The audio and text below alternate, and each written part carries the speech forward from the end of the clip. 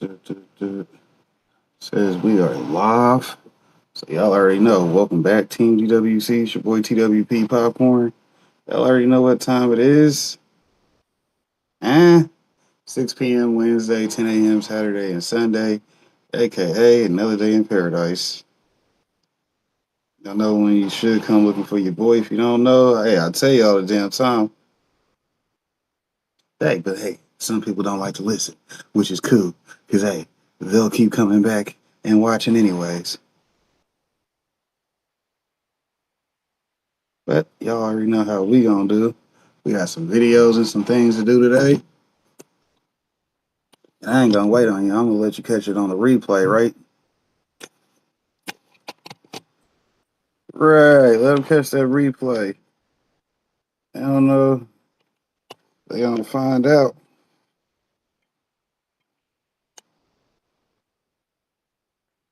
Why does that look weird?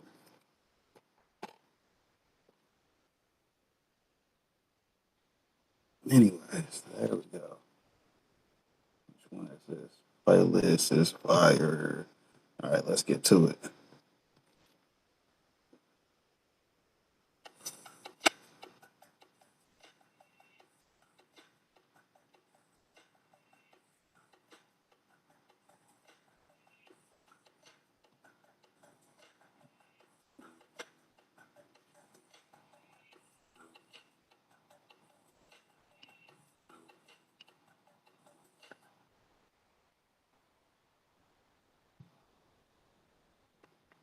When it comes to marijuana as a gym goer, should you puff puff pass or puff puff and keep on puffing because it's going to help me set a new personal best? That's the question so many are thinking about. Does smoking weed help improve performance? With the acceptance of marijuana growing every day, both legally and socially, it's only inevitable that someone will wonder if it can. At the same time, we also know a bunch of people are doing it anyway, perhaps falsely believing it's not going to hurt them.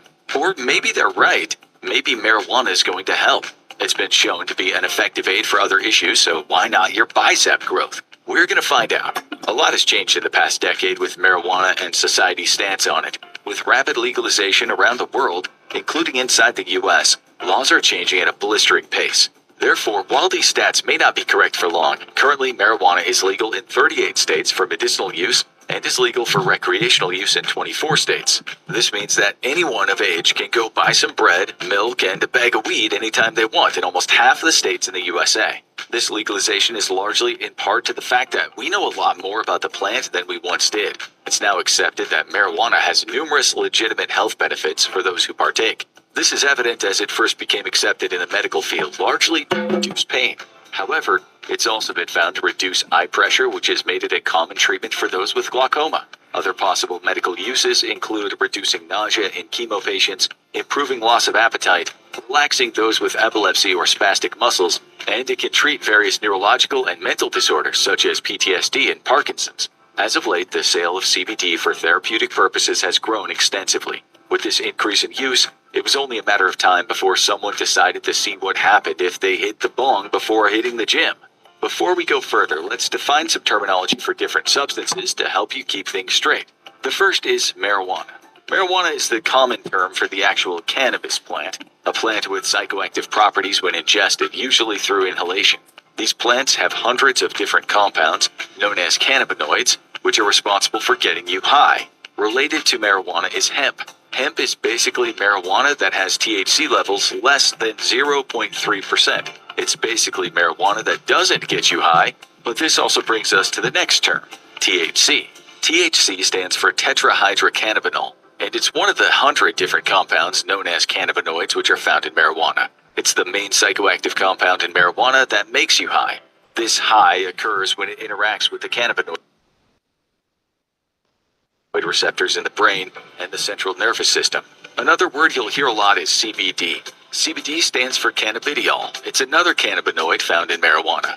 Unlike THC, it does not have psychoactive elements, so it doesn't get you high. It's commonly sold in its isolated form for people who want the calming effect without the high. Even though it's just now marijuana has been regaining legality, interest in it for possible performance enhancement occurred quite a long time ago. In fact, it'll probably be a surprise to you to find out just how long researchers have actually been studying the effects of marijuana and performance. One of the oldest studies on the green stuff comes all the way back from 1975. Unfortunately, it didn't necessarily help to start building the foundation for pro-marijuana use in the world of sports. In it, the researchers tested the effects of smoking on both hand grip strength and a sub-maximal bicycle ergometer test to measure work capacity. While there was no effect on grip strength, there was a drop in work capacity. This will become a common trend. Some things aren't affected and some are. Regardless, the only positive from this study is that it didn't cause a drop in grip strength. That's probably not going to make a big hit as a sports supplement. This makes sense though. It seems pretty obvious that inhaling smoke can't be good for performing exercise for extended periods. Since that time, researchers have identified more than one mechanism for an adverse effect. This can affect your cardiorespiratory, pulmonary, or even skeletal muscle systems. Upon smoking, there's an immediate decrease in airway conductance after inhalation. This will increase airway resistance, making it harder to breathe. This generally peaks 15 minutes after use and may persist up to 60 minutes after inhalation. What's interesting is that marijuana will increase resistance even if it's not inhaled. When consumed orally, a decrease in conductance will take longer to peak at 3 hours, but it may last up to 6 hours. At the same time, marijuana can increase heart rate by 30 to 50% after smoking.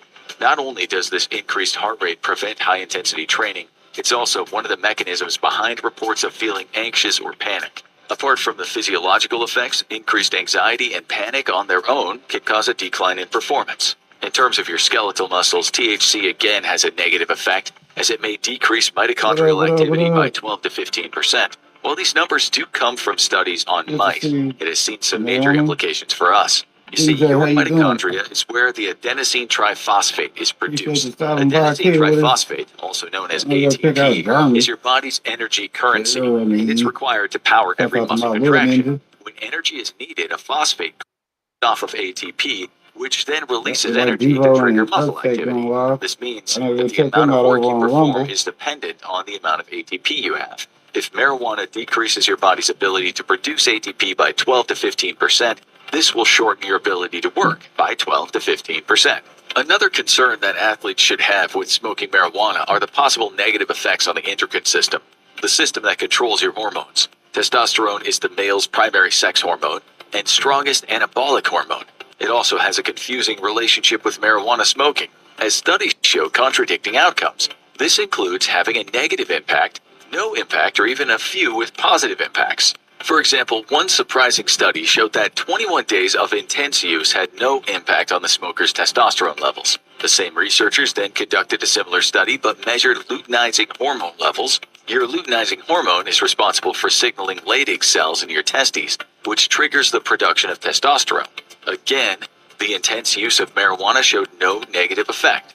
Now let's look at the counterpart of testosterone, cortisol. Cortisol is your stress hormone and it's catabolic in nature. Contrary to testosterone, its presence promotes the breakdown of muscle fibers, not good for athletes. Another difference compared to testosterone, it seems as though marijuana causes an increase in cortisol when used at the levels of normal use. It doesn't need intense smoking for these negative results to occur. In fact, there even seems to be a dose response. Dose response simply means that the more marijuana you use, the greater the rise in cortisol levels. This generally suggests there's a direct mechanism which creates the relationship. Regardless, so far you have higher cortisol levels and possibly lower testosterone levels. In terms of growth hormone, marijuana use tends to also have a negative effect. This is likely due to marijuana stimulating somatostatin release, which inhibits the secretion of growth hormone.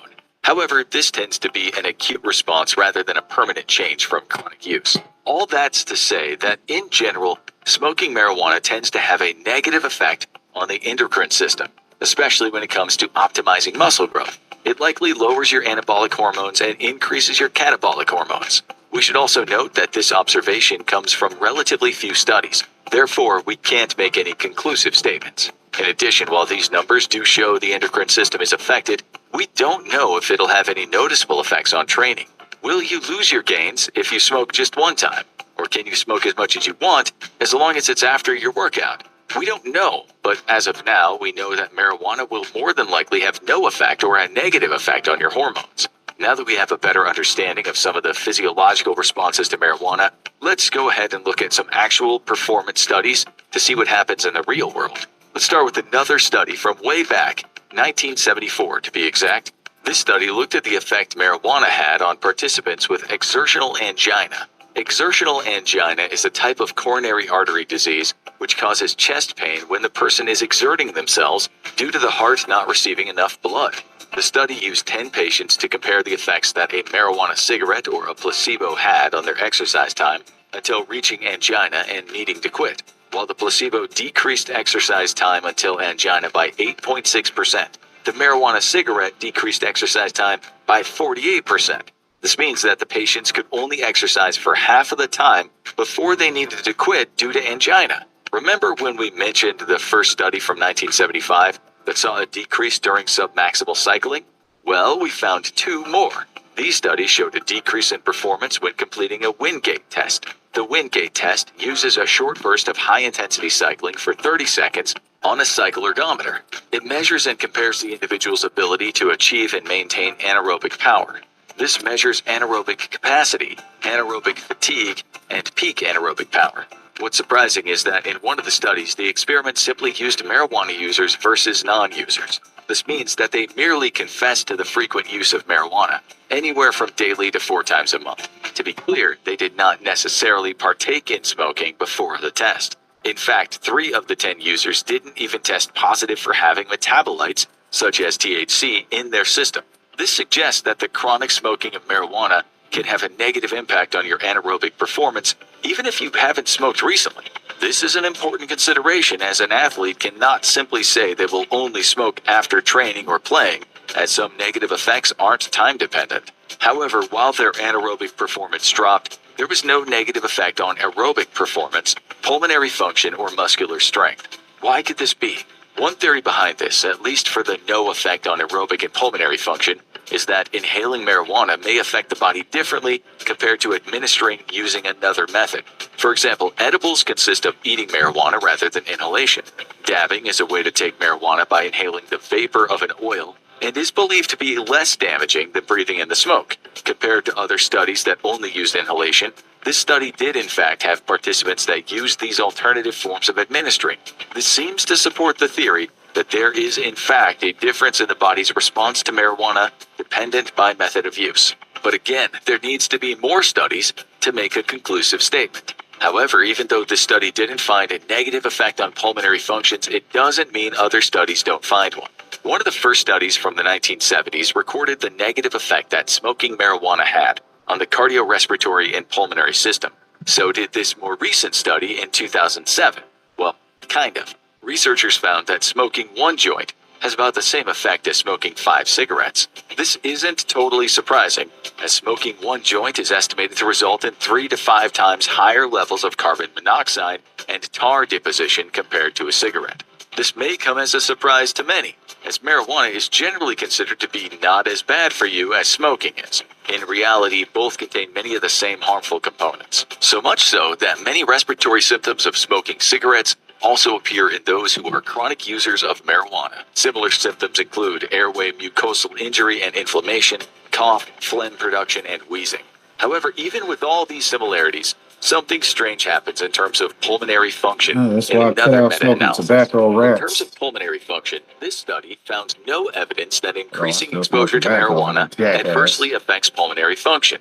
Again, pulmonary function refers to your lungs' ability to exchange oxygen and carbon dioxide during respiration. In fact, low-level users of marijuana actually had greater pulmonary function.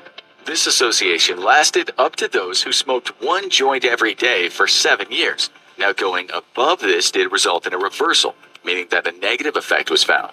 However, 1 joint a day for 7 years is a lot, and it's very surprising that users had higher function. One of these theories suggests that the methods often used to smoke marijuana stretch the lung and increase total lung capacity. For example, smokers will usually take deep, big drags and fill up their lungs with smoke and then hold.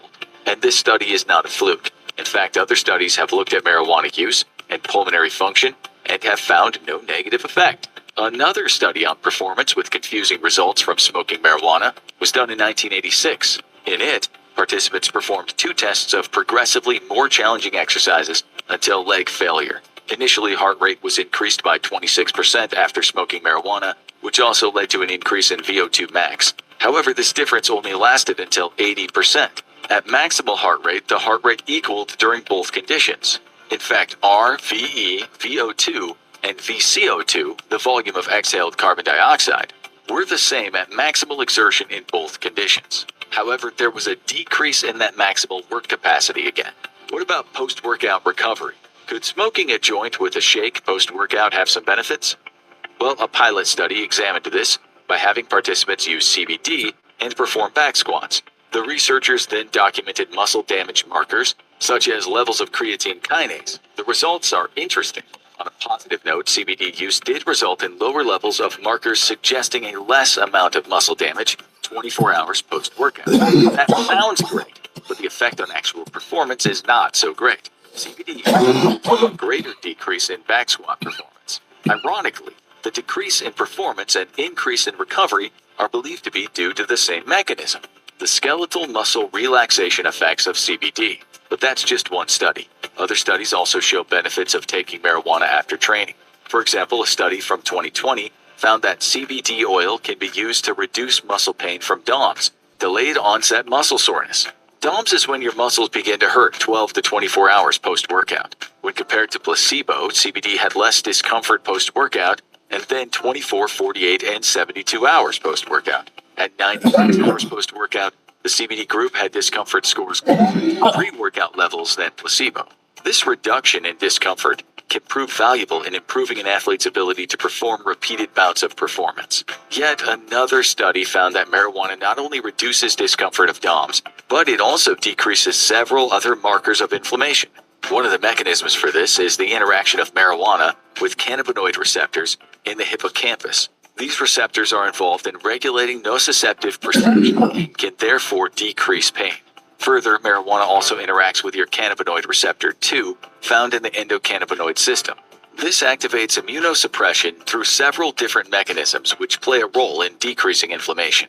So perhaps smoking weed is best used post-workout with your protein shake, while hitting the bong before a deadlift probably won't lead to any new PRs. Hitting it after could result in less soreness. A more interesting use for athletes is the treatment of TBI, or traumatic brain injury. TBI is one of the fastest growing health concerns for athletes today, specifically for those who participate in contact sports. To date, most of the proposed benefits to sufferers of TBI are theoretical due to a lack of studies. For example, it's believed that the anti-inflammation properties of CBD could act as a powerful neuroprotectant. At that same time, some research has shown that CBD use may significantly reduce psychological behaviors caused by TBI. These are things such as anxiousness, aggressiveness, and depressive behaviors. But again, more studies are needed.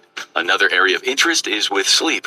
Sleep is crucial for athletes and lifters, as they accrue more fatigue and damage than the general public. Unfortunately, most research is limited to subjective measures, meaning we only have testimony from users. Yet again, more studies are needed. The worst time to take marijuana is before you're pregnant. The smoke can affect your respiratory systems, but it also artificially increases your heart rate. As a result, your workout capacity is limited, and you'll likely fatigue sooner. While we can say there does seem to be some benefits post-workout, specifically treating DOMS, we need to remember that some of the negative effects of smoking happen to those who smoked only 4 times a month. This means that as far as timing goes, there doesn't seem to be a way to completely mitigate your risk of negative effects. However, there's probably less of an effect on performance if you smoke after training.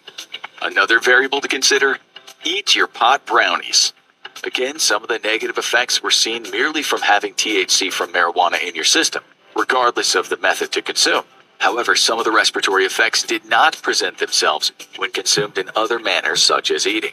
This makes sense, as drawing smoke into your lungs is drastically different than a pot brownie being digested by your stomach. Therefore, with what we now know, it appears that the best scenario would be mitigate negative side eating it after your workout. Also, less is better. We want to be very clear. This is merely an educated guess based on what we know. Again, our actual knowledge is still heavily lacking.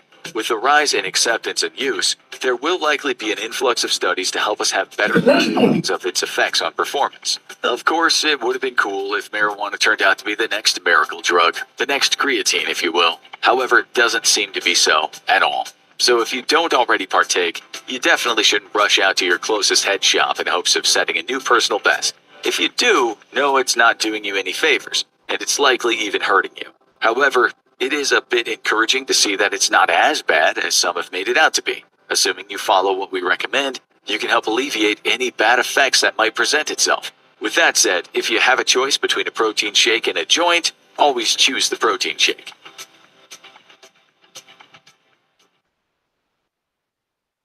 Three, 3 is the number of communication. So when anyone sees those three numbers together, they have to basically start communicating more. Whether it be going to a party, you have to be more social. 555, it might be a baby on the way. 5 is number of sexual energy. 666, 6 is number of family. So again, most people think that's some kind of... my God. Most people think that's a negative number. Is that why they make it so negative? Because they're against the family unit. So it's not just that, but think about it this way. 666 is not the number of the devil.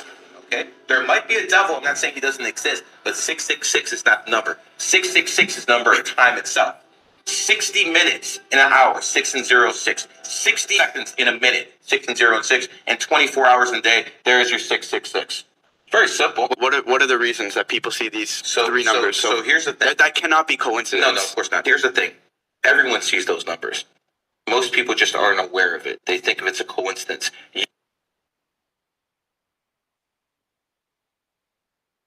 Cannabis micro businesses. That's the buzzword in Missouri, which revealed its first round of license winners across the state. The Kansas City Metro had the most applications for dispensaries compared to other Show Me State congressional districts. Fox 4's Jacob Kittlestat's live from Westport, home to one of the license winners. Jake, you're finding a trend with these locations? Yeah, Lauren, we have. They're all empty buildings. Nothing's going on. But these licenses, they were announced just yesterday, and this is really a situation where you need to have that license before you can do a lot of the other work. 40 Highway in Independence. This former Steak and Shake is listed as the potential future home of a dispensary micro business. Troost Avenue. This spot, once a car lot, is the address listed on the application for a winning wholesale grow operation. And in the belly of the West Bottoms, this back alley, surprisingly a part of State Line Road, also secured a grow license. They are a few of the first 40 cannabis micro businesses getting an initial go-ahead by the state, targeting certain demos for ownership. By both minority group members and those of limited financial means. Dan Vietz is the Missouri coordinator of NORML. He says a license will likely attract startup investors, allowing low-capital outsiders to break into the business. But state paperwork shows some applicants apparently banded together, with 74 out of the nearly 200 applicants for a Casey area dispensary listing this spot on Archibald Avenue as their potential address. Missouri health officials say that is allowed, and in fact, the licenses aren't married to a specific address. More information will be sussed out in the next month, but one highlight, the random selection process was taken very seriously. It was conducted by the Missouri Lottery. The fact that those locations are vacant buildings now means that they are immediately available for development. So these are going to be micro businesses. And for example, a grow license means that one of these facilities could have up to 250 flowering plants at the same time. And they could have 3 to 4 active crops over an entire year. So that's a lot more product for the marketplace. Jacob Kittlestat, Fox 4, working for you. I'm already be overproducing. Just hell with my 2-tent system. I'm used to my perpetual harvest, which is every month. See me on the come up, I'm just getting started. I didn't even get in my bag. I won't think with you niggas, but y'all steady hating. Don't talk about popping no tag. I spend the block cause I'm patient. Come back in the year and that check that you wrote to get cash. Y'all go check out the Green Table podcast every Sunday. Catch me kicking with the big homies. You did? I be over there. I might not be in the chat every week, but I'll be right there watching. Yeah, shit, making sure I pay attention because yeah, that's one of the first channels I learned from. Shout out to my OGs in the YouTube game. Somebody had to make that move to get me out here. Let's get it. I told you I live it. All you had to do was just ask. I know before I You was see him chilling, doing it, trying you to don't get get biggest jealous, you apple get of that active. you You did? still however you willing, just so that you ready for class. Run down, I do this shit with no mask. If they won't call it a race, we gon' laugh. I'll cry like a baby when you get back at them. They hit for that now, but they never gon' last. Why? Go through my life like a turtle, but you get too close and I'm ready to snap. Roots to the game and they all universal. If you break a rule, then you never come back. Living my life, I'm just chilling. Big plate, I'm gonna eat. They gonna eat out the trash. Once they find out you a clown, gotta leave out of town and you never come back. I sit around many counters, I'm loving the sound that it make when they get to a stack. And I show nothing but love. But if you a hater, then fuck yeah, I know I'm so mad. Cause they see me on the come up, I'm just getting started. I didn't even get in my bag. Man, I won't think with you niggas, but y'all steady hating. Don't talk about popping no tags. I spend the block cause I'm patient. Come back in the year and that check that you roll to get cash. You wanna smoke with the demon, well now you done seen it. I hope that you ready so mad. Cause they see me on the come up, I'm just getting started. I didn't even get in my bag. Man, I won't think with you niggas, but y'all steady hating. Don't talk about popping no tags. I spend the block cause I'm patient. Come back in the year and that check that you roll to get cash. You wanna smoke with the demon, well now you done seen it. I hope that you ready to clash. 100K play, honey bun K. You don't want smoke with this right here. Know where you stay. Swing by your way. Get caught in my headlights like, yeah, watch what you say. Don't be compray. Internet niggas is so damn weird. I'm from the Bay. He from upstate. Told you before that this so yeah. No sick, no suit. Big business, no suit. Sedan truck, no coupe. Long leg room, big shoes. Mirror crop my move. All my ops is food. All my ops was fools. Hard cold like ice cubes. Always woke, no snooze. All this smoke, no booze. All good days, no blues. Except for what I got in pocket, cause you know I'm gon' get it. Leave me alone with your home. Fuses get blown, cause I'm gonna grow with it. I stay with them plans, you stay with them Zans, so you might be gone in 4 minutes. Don't blame me for all of your goals unachieved. You just a whole nigga. Why they so mad? Cause they see me on the come up, I'm just getting started. I didn't even get in my bag. Man, I won't think with you niggas, but y'all steady hating. Don't talk about popping no tag. I'll spend the block cause I'm patient. Come back in the year and that check that you roll to get cash. You wanna smoke with the demon, well now you done seen it. I hope that you ready so mad. Cause they see me on the come up, I'm just getting started. I didn't even get in my bag. Man, I won't think with you niggas, but y'all steady hating. Don't talk about popping no tag. I'll spend the block cause I'm patient. Come back in the year and that check that you roll to get cash. You wanna smoke with the demon, well now you done seen it. I hope that you ready to clash. Check them out every week. Let's say taking a night off. Can legally get you higher. That is the equivalent of someone drinking an entire bottle of vodka or an entire bottle of bourbon. It is actually 10 servings, and it has a reclosable seal on the top of it. He argues one 10-milligram drink feels like 4 beers or a bottle of wine. We are putting loaded guns in people's hands in the form of a can. I know people that will buy like a 12-pack of beer and go through it in one night. I know ladies that will buy a bottle of wine, sometimes two, if they're with some friends. The days are 27, the days are 29, and the amendment has passed.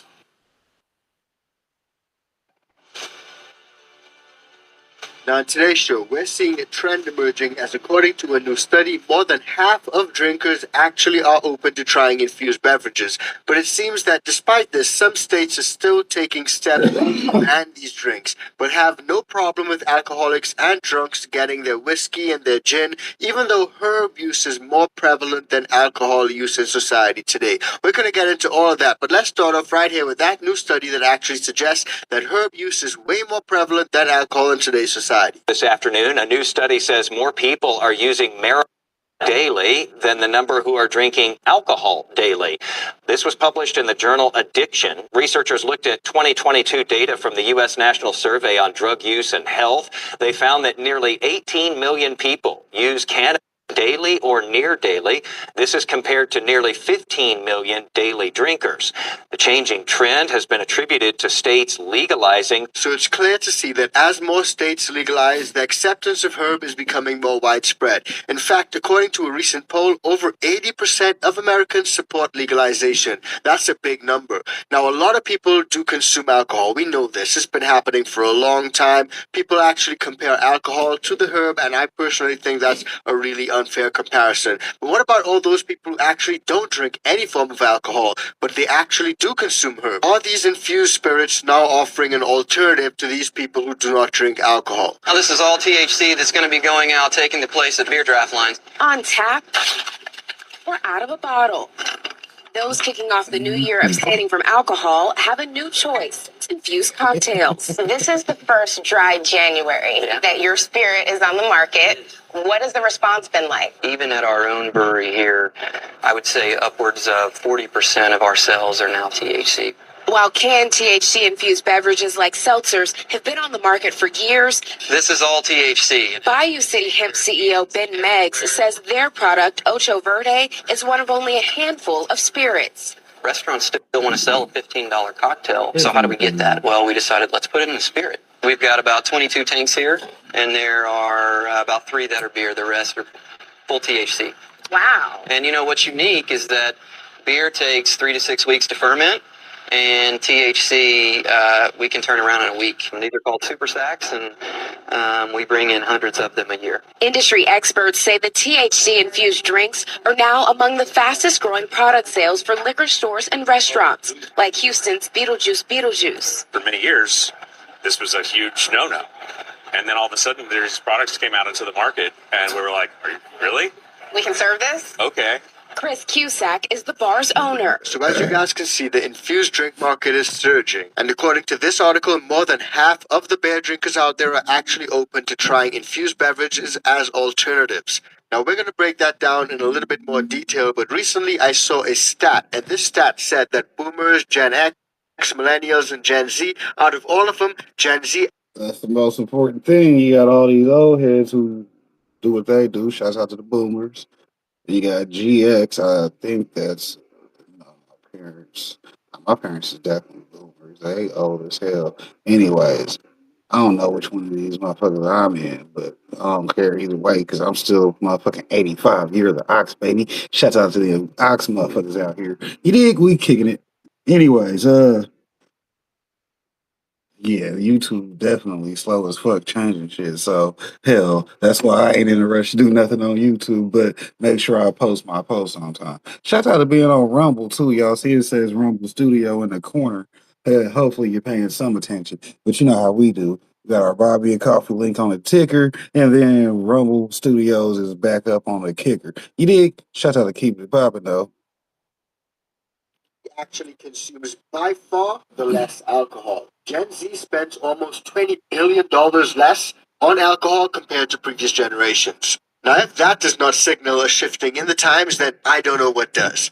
Now, going back to this article, a recent poll found that more than half of consumers of herb actually say that they drink less alcohol or none at all after using herb. So personally, that's really refreshing to see, honestly. Now, if you ask a lot of people who consume herb if they have a preference between the good herb and alcohol, a lot of people will say they prefer the good herb and that alcohol is way more destructive. Now, before I show you guys something even more crazy, just a quick reminder, if you're getting value from this video, please do like, share, and subscribe to the channel. And if you want to support us further, join the ICANN VIP Bean Club or cop some merch from the merch store. Now, we've seen countless times in the past where lawmakers actually compare the good herb to alcohol. And that's a comparison that really grinds my gears. Now, while I was scrolling through social media, I saw that a local news outlet I ain't just gonna keep being that guy over here on our kid channel. I'm gonna show these motherfuckers I'm actually out here doing something. I ain't just smoking weed and talking shit. He said I'm out here getting degrees, starting businesses, and making shit happen. Hey, if it don't sound like a beautiful thing to y'all, hey, y'all sound like some haters. Oh, that's that square lame shit. He's starting businesses and working hard. Yeah. This article stated under a 200% proposed tariff on imported alcoholic beverages, many summer favorite cocktails could become significantly more expensive. I found it really interesting that a lot of mainstream media sources, whether it's left or right, whether it's Fox or CNN, they always have positive things to say when it comes to alcohol, but always have negative leaning and negative slanting articles when it comes to herb. Now, in this article, which was examining the effect of tariffs on alcohol and imports, a lot of people are going crazy in the comments, but I just dropped a really simple comment. And in my comment, I said, tax alcohol and treat people who drink just like how you tax cannabis and treat people who consume herb for medical reasons. Watch all the drunk alcoholics go crazy. And it seems that people found something about this really funny. Now, I found that really interesting interesting. People love to call people who consume herb potheads, stoners. They really have a negative connotation to it. But these people who drink, get drunk, and do things that are way worse than people who actually consume herb, where's the negative connotations for you guys? So on that note, I decided to do a quick little bit of Y'all research already to know we set determine our which lives lasts up to be longer, the networking effects of events. If alcohol you or the can't effects network, of herb. And a lot of people would have at least one experience with you getting better get a completely coach. sloshed We'll after a teach you. heavy night of drinking. And We'll according to teach you. this, because alcohol metabolizes at a rate of around 0.016% per hour after a person stops drinking, it takes the average person around the legal limit anywhere between 4 and 8 hours to completely process the alcohol in their system and to be completely free of the effects of alcohol. Whereas if you had an infused beverage, in general, those drinks peak at around the 45-minute mark, with the whole beverage-induced high lasting around 90 minutes on average. So 90 minutes compared to 8 hours. That's a massive difference. You consume your infused beverage, you feel good, it's done within about an hour and a half. Whereas you get stark raving drunk, you're going to get hungover, and you're going to feel those effects for about 8 hours where you probably can't do anything. Definitely can't drive. Now, it also got me wondering, are there any really negative effects when it comes to infused beverages? And according to this Harvard Health Publishing report, which was done by Harvard Medical School, all it says is that you can go from an experience that's reasonably pleasant to one that's not. You may feel uneasy or anxious, your heart or blood pressure may rise, and nausea and vomiting may be possible. But think about it, all these things are also side effects of when you drink too much. In fact, I would actually argue that when you drink too much, things are a lot worse. The side effects that you face are a lot worse. Kentucky lawmakers have decided to add more regulations to the seltzer sales. These drinks can legally get you high in Kentucky. WDRB's Raina Katko walks us through the bill that will cap the strength of the THC in those beverages. THC beverages have been legal in Kentucky since 2018, so you can find these at any hemp store, bar, and even gas station. But some Kentucky lawmakers want to regulate how many milligrams of THC you can get per can. That's 100 milligrams in a can. That is the equivalent of someone drinking an entire bottle of vodka or an entire bottle of bourbon. It is actually 10 servings, and it has a reclosable seal on the top of it. Though recreational marijuana is illegal in Kentucky, Senator Julie Rocky Adams says that's essentially what THC. Only thing that means is you can measure out the doses evenly and then control it and drink it over a couple days. Come on now, it's like nah. Goofy will just sit there and drink the whole damn can, going to the damn function on a Saturday afternoon, right? Hey, I drank this whole can. I gotta stay moving around. Well, it's a good thing we got somewhere to be. So as long as you go out walking, you cool, right? Right. All right. Bring your ass. Hell, hold my can. As soon as I see that I'm not on screen, I know your ass fell out, and you know what I'm saying. Now we gotta take you to the hospital. But that'll be another trip because you know that's what the ambulance is for. You ain't got health insurance. You wasn't working for me that day, no way. I asked you if you want to buy That's the why work she's insurance pushing ahead of for time. Senate Bill 202, which Yeah. treats selling hemp seltzers more like alcohol. You It deny sets a getting cap the of insurance, 5 then you milligrams signed of the waiver. THC per can. If we're going to treat it like the alcohol industry, then why are we banning their intoxifying substances? If this bill were to pass, it would wipe out 2/3 of our business. The bill would allow ABC to regulate the sale of THC seltzers and require hemp stores to get a license to sell them. We won't be able to sell nearly as much, even the ones that are able to get the license, and it really does stifle the competition. We don't need new regulations. We need better enforcement. Senate Bill 202 makes exceptions for companies selling seltzers with more than 5 milligrams per can at festivals and fairs. That includes Hectares, which has partnered with the Kentucky Derby Festival to sell THC drinks this April. We're going to allow them to have that play out until January 1st. That way, no one is out any money with the inventory that they currently have. It is anti-business at a time when we must be pro-business, particularly pro-Kentucky business. Retailers and distributors will have until June 1st to get rid of any product that has more than 5 milligrams in it. Raina Katko, WDRB News. So can you imagine how crazy it would be if there was a law that was passed that told everyone who sells alcohol that you guys need to get rid of any alcohol that's over 10% of alcohol? Just let that sink in. I want to find out what you guys think about that. And if you guys had an option, you guys could only pick one, alcohol or herb. where would you guys go? I know what I'm picking. Now here we got another state trying to ban drinks, South Carolina, where their hemp bill would sharply restrict the state's THC-infused drinks and also the edibles market. Now somewhere else where they passed legislation to regulate and pretty much ban some of these infused drinks is over in Georgia. So let's check out what they got going on. Senate Bill 254 by Senator Council of the 46, the bill 2010 Act to amend Chapter 23 entitled 2, the Official Code of Georgia annotated, the Georgia Hemp Farming Act to provide milligram limits on the Shout out to the THC homies. consumable hemp products derived from native matters He for make cooking laws edibles. and for other purposes.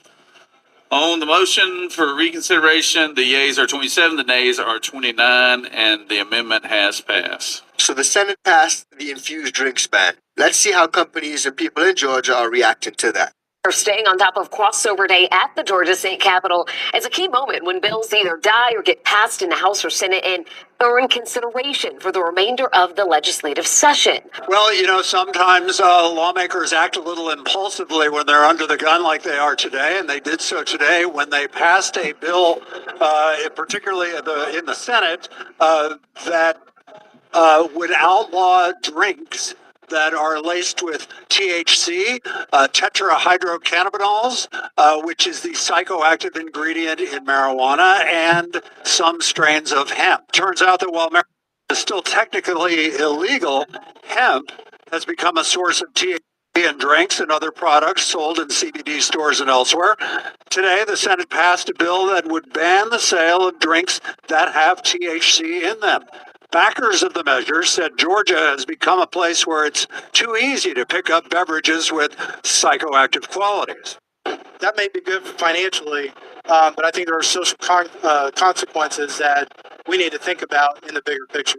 Based on the best, less than best practices we've seen in Denver and some of these other cities. So I said this was a spontaneous action by the Senate. The original Senate THC bill was a less impactful bill that got a last-minute amendment in the Senate chamber to ban THC drinks.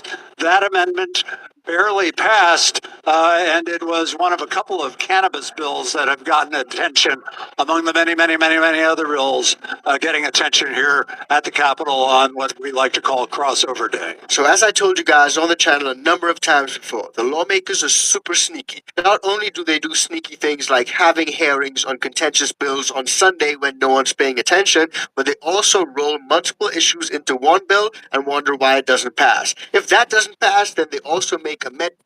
Why would they be filing fucking new fucking bills on a Sunday though? Come on now, who paying attention to anything legal on a Sunday? I don't wake up, play some cheese, do the live. You know how it be, real people stuff. Amendments, and they leave those amendments till late on so that they can push those amendments through without the people really knowing. So infused drinks are set to be banned in Georgia. Let's hear how some of the companies are reacting to this. Removing THC drinks from Georgia's shelves, that's what some state lawmakers are trying to do. Well, it all happened pretty quickly in a crossover day surprise. Atlanta News First reporter Abby Kastouris explains the blowback now being felt by blindsided businesses. Businesses fear that banning the drinks would have a ripple effect across the hemp industry. According to the Department of Agriculture, there are more than 4,100 licensed hemp businesses in the state of Georgia. Most are retailers, but some are farmers, manufacturers, and distributors. Omari Anderson created the best dirty lemonade for his mom, adding cannabis extract to her lemonade recipe when Alzheimer's kept her from eating. Got my mom to try them, and she loved them. Just like my mother's legacy lives on through our business now. His whole business just drinks, and he'd just spent $300 packaging when the state passed a bill last year. We're doing our best to follow the rules, but it seems like every time we do, they just move the goalpost. State Senator Bill Cowsert sponsoring a bill to change the limit once again to 5 milligrams. He argues one 10-milligram drink feels like 4 beers or a bottle of wine. We are putting loaded guns in people's hands in the form of a can or In a crossover day surprise, State Senator Randy Robertson adding an amendment to pull all THC drinks off of the market. It's about our children. It's about my 5 granddaughters. It's about your children. Think of the world they're coming to. Anderson testifying at the Capitol for years. He says how it was done without a hearing from businesses first felt like a slap in the face. It felt almost un-American. Hemp Haven owner Deanna Padron sells Anderson's drinks and can't believe lawmakers would kill businesses like his. We read her the senator's statements about his granddaughters. They've already changed the laws. The laws were you can't purchase any of these products without showing ID and being 21 years of age. And the one equating the drinks to loaded guns. I know people that will buy like a 12-pack of beer and go through it in one night. I know ladies that will buy a bottle of wine, sometimes two, if they're with some friends. I believe that adults should have the freedom to choose what they want to put into their body. She fears her business and her customers would lose out if the bill passes. There are still chances for the bill itself to change, either in committee or if it gets to the House floor for a vote. So again, it's really hard not to get upset at some of the things you hear lawmakers saying. Again, they're citing the kids, they're using the kids to pull your emotional heartstrings so that they can get laws that they want passed. But let me know what you guys think about all that. Personally, I think it's a little bit crazy. But what's actually crazy is the fact that one of the first states ever to legalize rec actually still bans home grows. So check that video out because it's coming up right now. You approve rec between banning home grows. I'm glad I don't stay in that state. Boy, yeah, out of here, that move.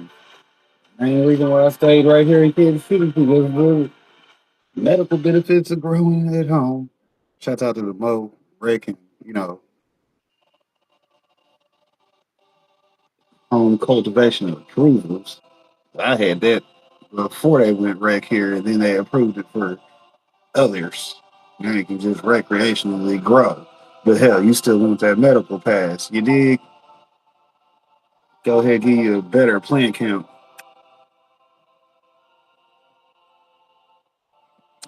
Shouts out to Cooking with Love and More. Appreciate you for stopping by. Y'all need to go check out Scully. He had a video the other night popped up on him. I was like, yeah, the homie doing his thing. Y'all need to go check out the Out of That Reads team. And the big homie Cooking with Love and More. Y'all know he stayed doing his thing. Hey, pop out, rock out with them bars.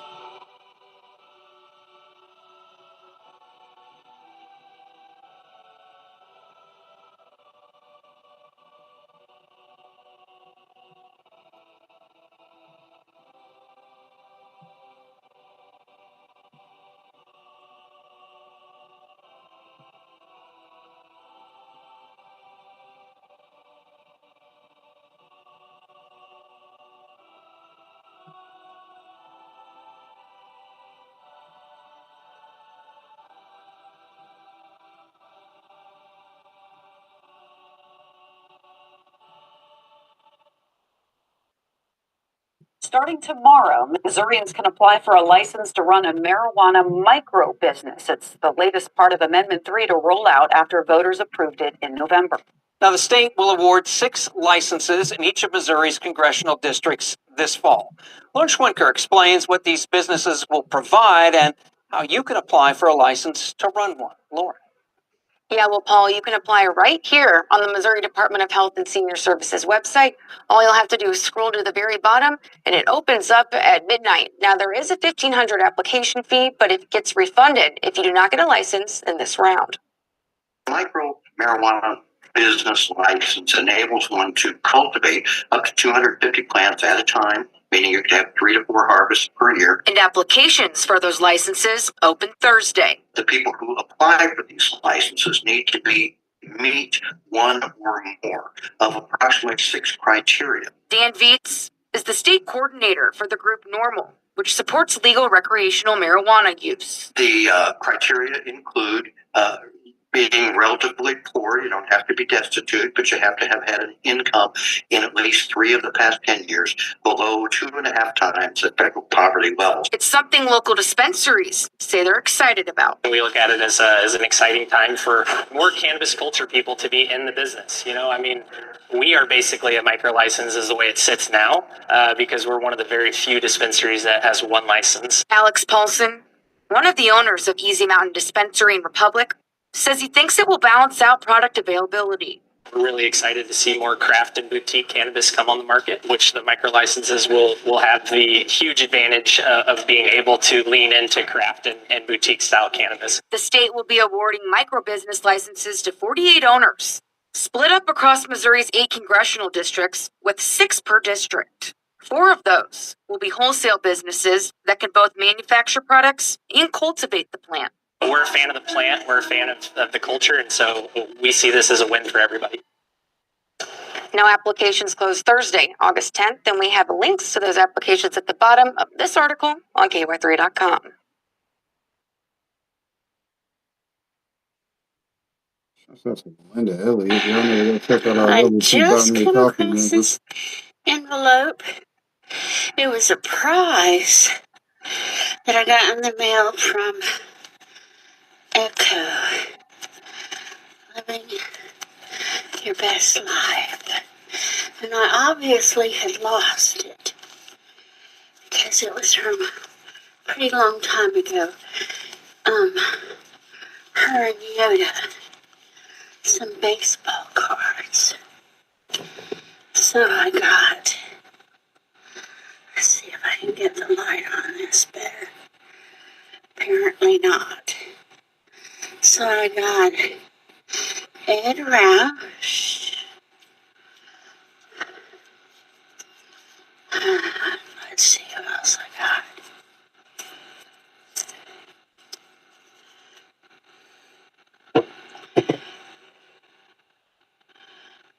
Manny Minosa.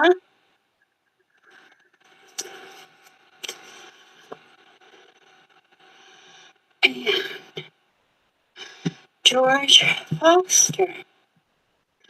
And I had put these up so I wouldn't lose them, so I could get them into my card binder. But of course, they slipped behind something. But I'm glad I found them. Thank y'all. Bye. Wow, that's Snoop Dogg, the Godfather. I hit that blunt. I'm going to see the father. Damn, Earth was cool. Oh, this gas, 93 octane. God, take me now. Hey, Cooley, he got another one sparked already. He being unreasonable. This beyond me if he think I'm finna hit that blunt again. Heavens no, I'm high, bucko. I'm puzzled. I'm finna give it right back to him and tell him I hit it 10 times already. I'm finna call 911 and report an attempted murder. He keep passing me blunts. He think we in a relay race. What a bummer. I'm finna put this out, and if he asks why, I'm gonna tell him I'm allergic to marijuana. Weed for me stand for with each exhale, I'm about to die. He gotta knock it off. I done already took 2 blunts. He done sparked a third one. Smoke monster. I'm finna play sleep. I'm comatose. Big fella, you took that blunt to the head. Now you finna be in the nearest hospital bed. This ain't the move. I'm finna scoot. He a different bro. Kidney detox superheroes of Nutriville. In the vibrant town of Nutriville, where health and happiness flourish, there lived 5 friends. Alex the apple, Carly the cranberry, Sam the spinach, Gina the ginger, and Toby the turmeric. They had a special mission to keep the residents' kidneys healthy and happy. One sunny day, they gathered by the sparkling Nutri River, their favorite meeting spot. Alex the apple was the first to speak. Hey friends, we're like superheroes for the kidneys, helping people ride bikes, scooters, and enjoy the outdoors by keeping their bodies balanced and healthy. Carly the cranberry nodded. That's right. We're like little kidney superheroes. We help flush out toxins and keep those kidneys clean. Sam the spinach added, and we're packed with vitamins and minerals that give kidneys the strength they need to work their best. Gina the ginger chimed in. Plus, we have antioxidants that fight off harmful invaders and protect those hardworking kidneys. Toby the turmeric grinned, and let's not forget my special powder, curcumin. Curcumin helps reduce inflammation and supports the overall well-being of the kidneys. As they talked, the Nutriville residents started incorporating these superfoods into their meals. They made colorful salads, tasty smoothies, and hearty stews. With each bite, they knew they were giving their kidneys the love and care they deserved. And so, in Nutriville, these fruit and veggie friends continue to spread their kidney detoxifying magic. They Y'all showed know to go everyone check out that my taking care video of their sponsors kidneys at wasn't just about a quick cleanse. It was superparents.com about because they be doing nourishing their and supporting thing. these vital organs with things Appreciate that. Remember, friends, you can be a kidney hero too by enjoying the goodness of cranberries, apples, spinach, ginger, garlic, and turmeric. Ready to be a superhero for your health? Visit www.superfoodparents.com and join the Nutriville community to learn how to nourish your body like the residents of this vibrant town.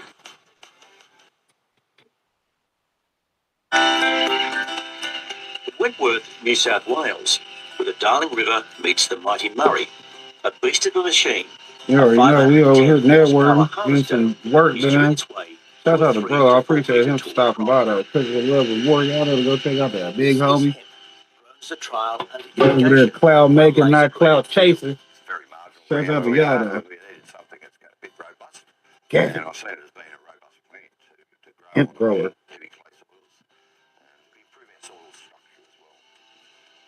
Gavin Hopkins grew only 40 hectares because it's a very difficult crop to harvest and process.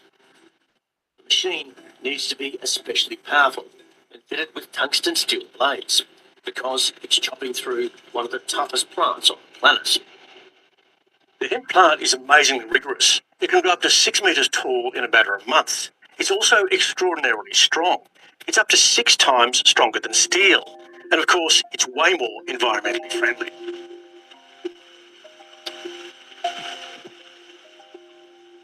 A lot of people have no idea how tough this crop is. This crop is probably one of the toughest things that we've had to deal with in farming in all my life, as far as getting it to a point where it's marketable on farm. Finding an effective way to harvest hemp stalks has long been an impediment to growing it. After 4 years of effort, Gavin Hopkins believes he's achieved that long-awaited breakthrough. It's very exciting. We've been 4 years. I can finally see the light. That's what I can see now. It's starting to move.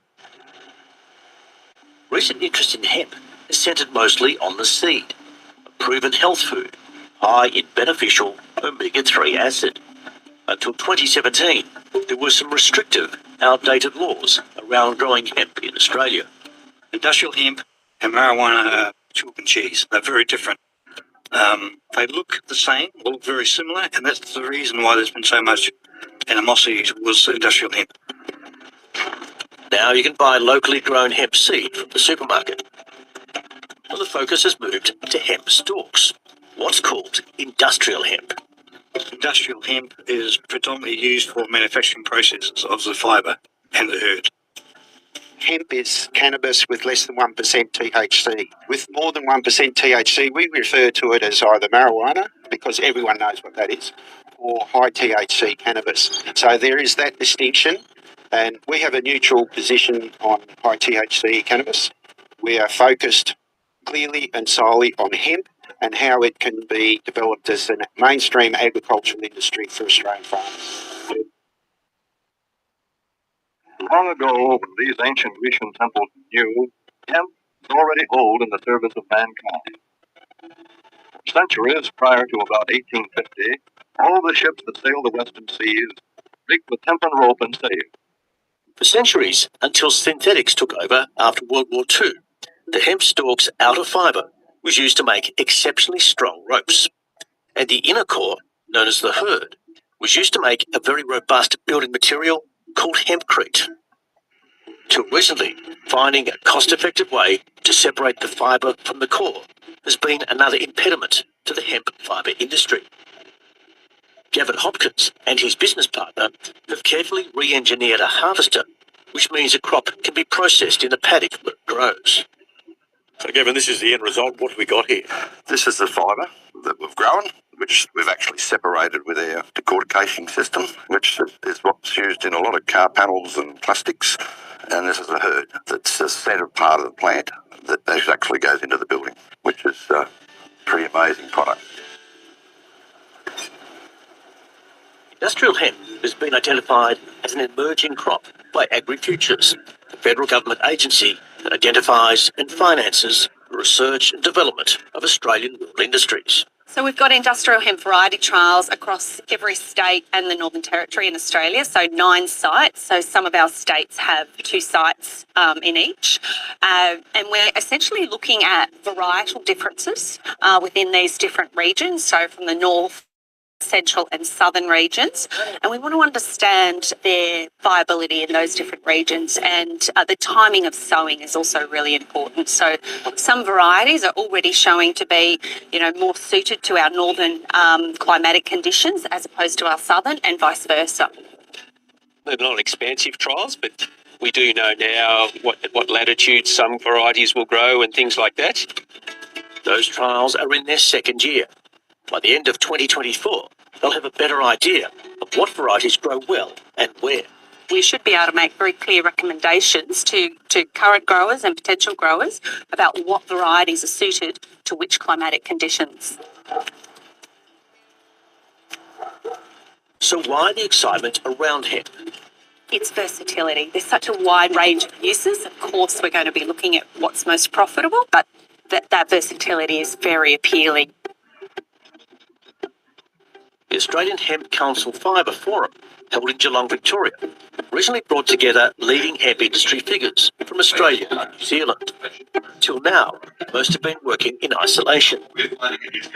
And these businesses and projects were all working in isolation of each other.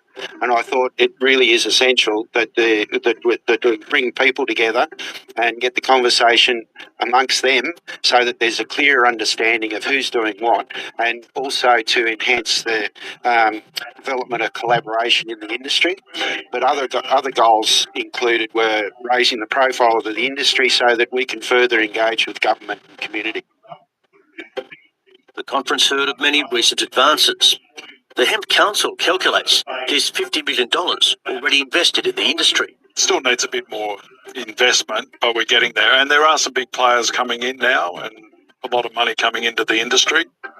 The council predicts it'll reach $200 million within 2 years.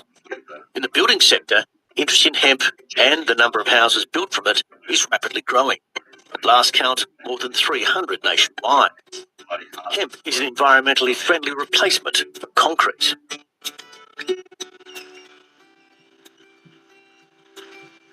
We shred it up into that, mix that with lime. Landline met David Bryan a few years back, when hemp buildings were starting to take off. Back then, we learnt of hempcrete's amazing fireproof qualities. David Bryan has since built more than a dozen such houses, using a traditional building method of hempcrete, a mix of lime, water and hurd. That's the inner core of the hemp stalk.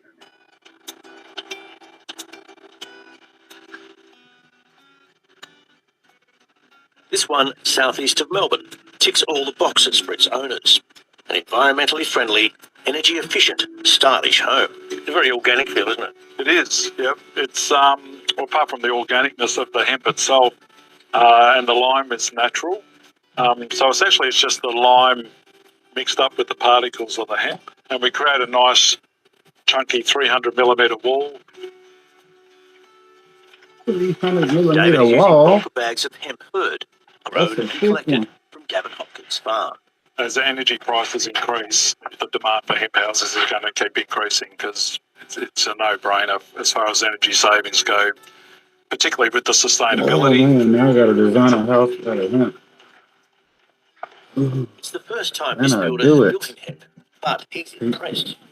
How would it stack up time-wise and labour component against a conventional house? So I guess you don't need plasterboard and that sort of stuff. So how's it compare? Yeah, the labour component's probably, compared to bricks, we're only on our 8th day and we're nearly probably more than 3/4 done. So, and then minusing the trades on the inside, it's, definitely sustainable.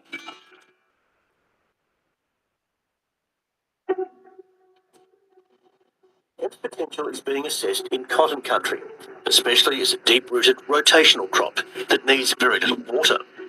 And it could be processed using existing infrastructure. So, for example, we recently funded a project that looked at running hemp fibre through a cotton gin. So there's still a little bit more research that's required, but it's really exciting that that's a possibility. And then, as you know, with ginning, you've got all that other infrastructure that surrounds it, distribution, weighing bridges, and dryers and storage, and that's really what is needed. I ain't trying to make it sound. The merits of hemp. He has a proven track record in China and North America at manufacturing hemp into a range of very robust building and related products. It's phenomenally tough. We are making products that are way in excess of even the hardest of hardwoods. Brett's factory east of Melbourne has begun producing a diverse range of hemp products. They can be flooring, which is waterproof. Hey, you gotta We have use products. laundry applications or kitchens. Water does not affect it. We do panels like this, which is for housing. This can be used to lock together. That can be an external wall. We do products like this, which are just thicker panels. They can have any kind of surface finish on them, but they're basically the hemp fibre from underneath. There's everything from hemp matting for insulation or wheat mats, even hemp pipes that can replace PVC plastic. And this one's the most surprising one. Yes, it is. This is a bulletproof piece of material made purely from the hemp plant. Brett believes no other plant on the planet can produce so much useful fibre in such a short space of time. So you plant a seed. Within 90 days, the plant's mature and ready for harvesting. We normally give it 100 days to guarantee we've got that full harvest potential. And after 100 days, you've got the full-size plant ready to be processed. And Australia's got the benefit of being able to take possession of all that historical knowledge and start the process from here.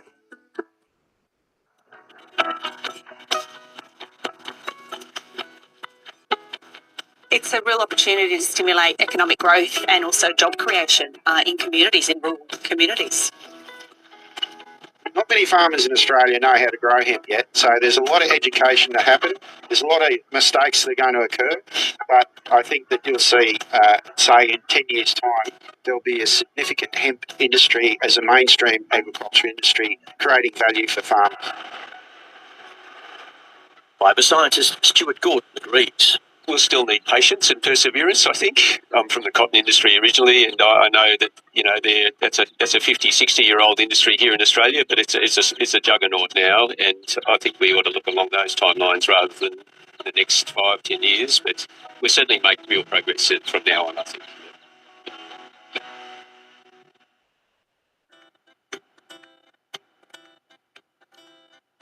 There's a nice little video on here.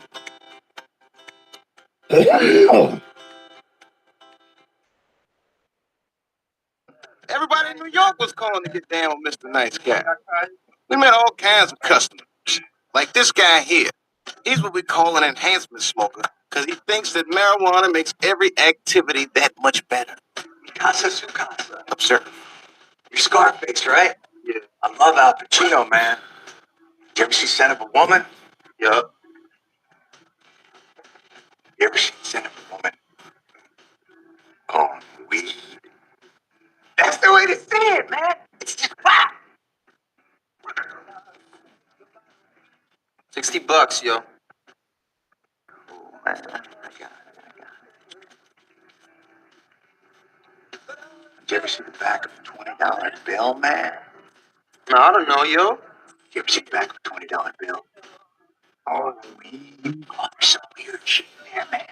There's a dude sitting in the bushes, man. Does he have a gun? I don't know, man. I don't know. What? Red team go. Red team go. It's just a weird chick, man. Man, you fucking crazy, yo. Oh, it's cool. Thanks, man. Hey, yo, wait. Dude, I'm going to check out the stars later. It's really trippy. Especially on weed, man.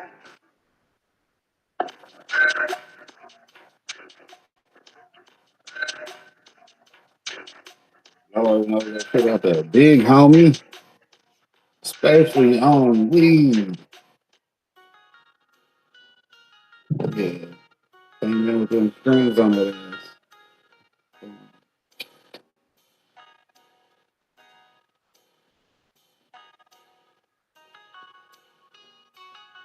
You know, he got a Rumble, a Buy Me a Coffee, a YouTube. He ain't got an Instagram, but the big homie doing his thing. Y'all know, go check him out. He got more views than I do. You know, I'm glad to see it.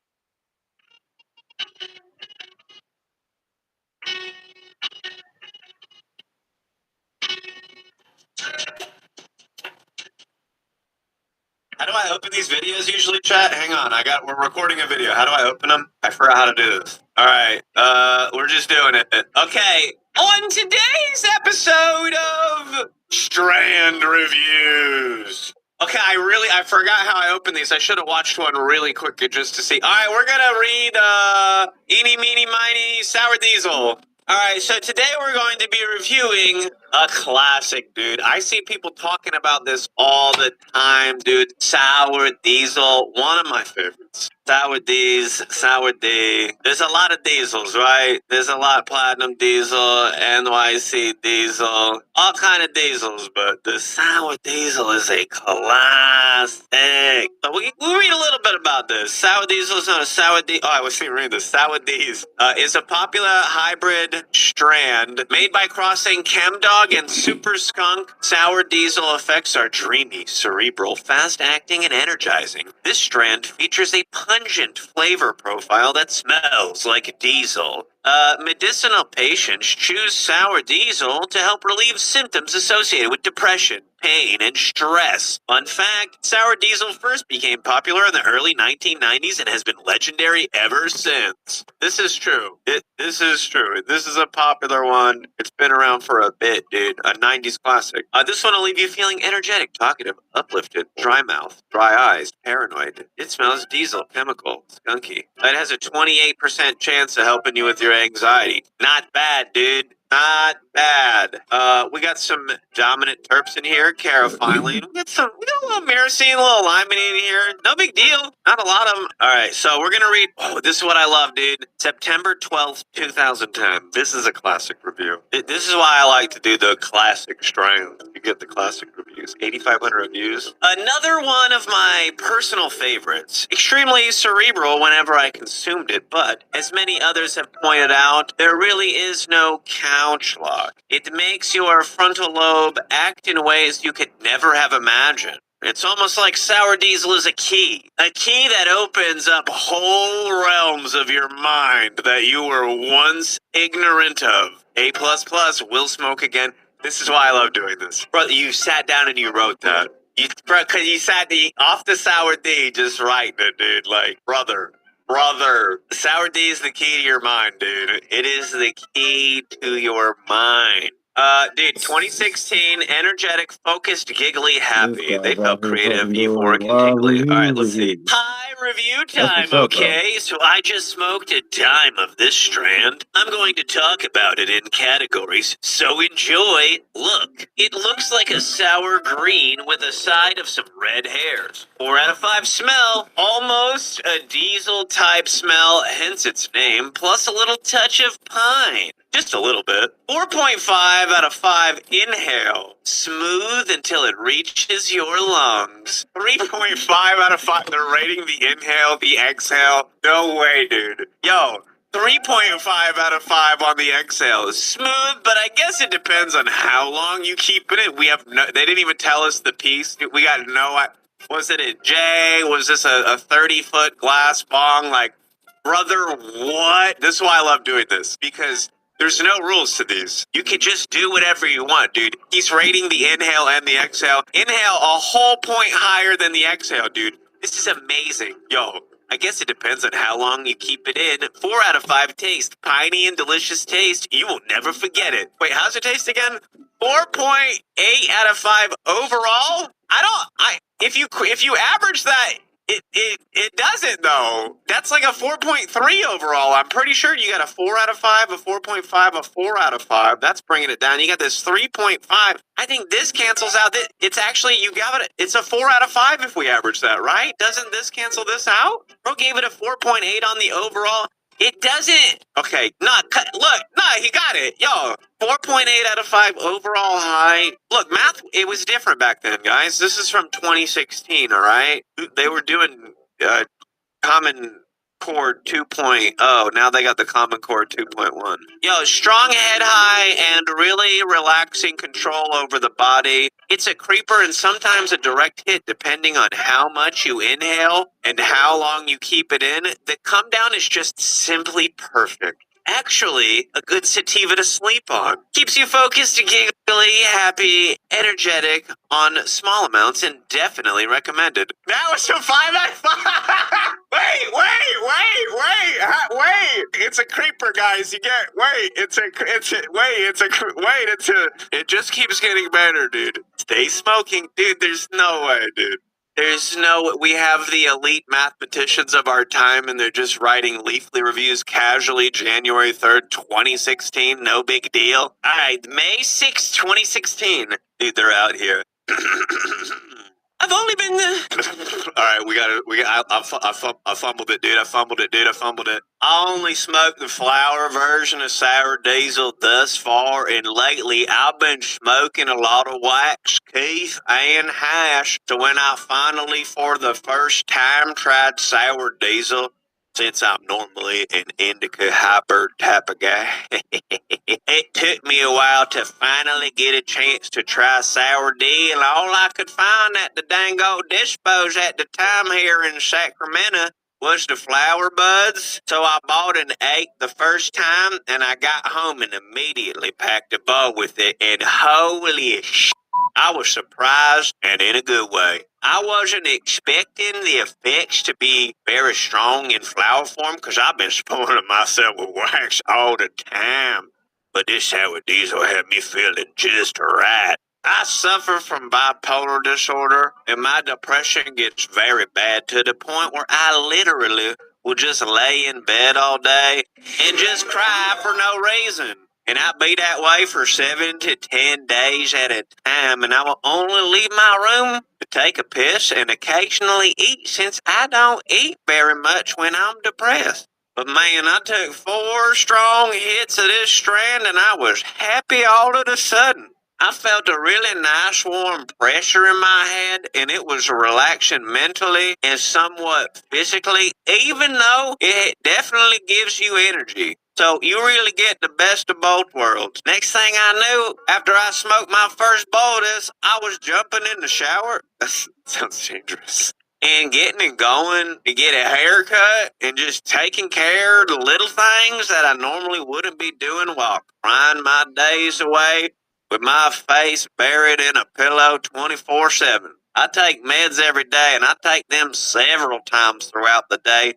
And I've been taking them since I was 18, and I'm 30 now. And so far, I've yet to try one bipolar medication that works as good as Sour Diesel. Brother, what? Yo, that's a good one. He took 7 to 10 days to write this, so I wouldn't worry about it. He had a lot of free time. Okay.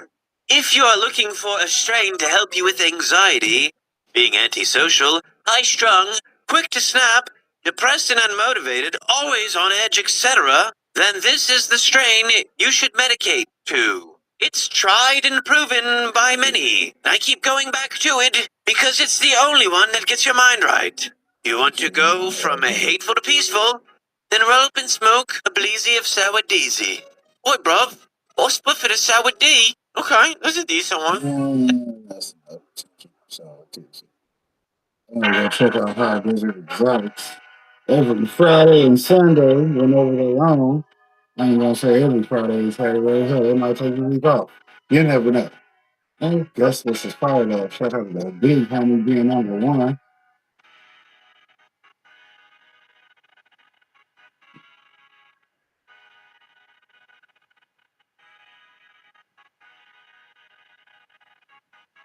And of course, y'all know to go check out the YouTubes. If you're on Rumble, and if you're on YouTube, go to the Rumble. Shout out to the Rumble link.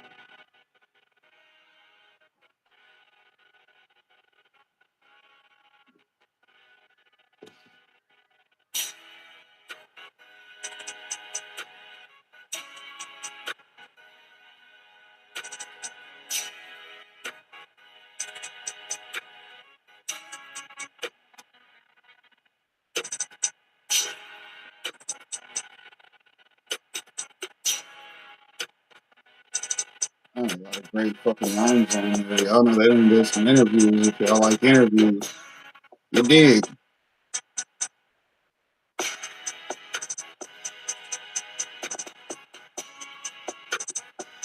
Chad had a video out earlier So did Pigeon. Shout out to Pigeon. He'll be live again this evening.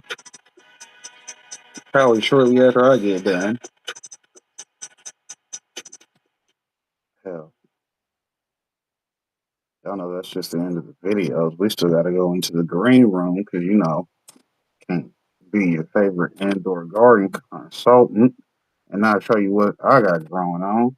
Who do you think you fucking with, huh?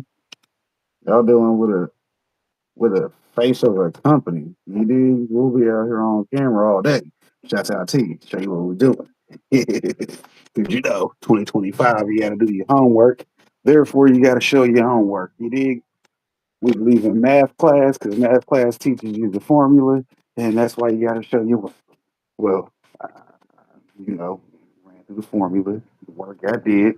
Boom, we got it there.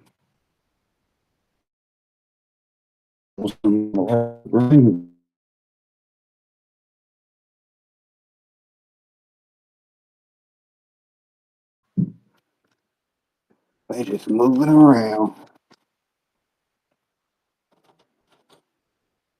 My heater's on. There it is.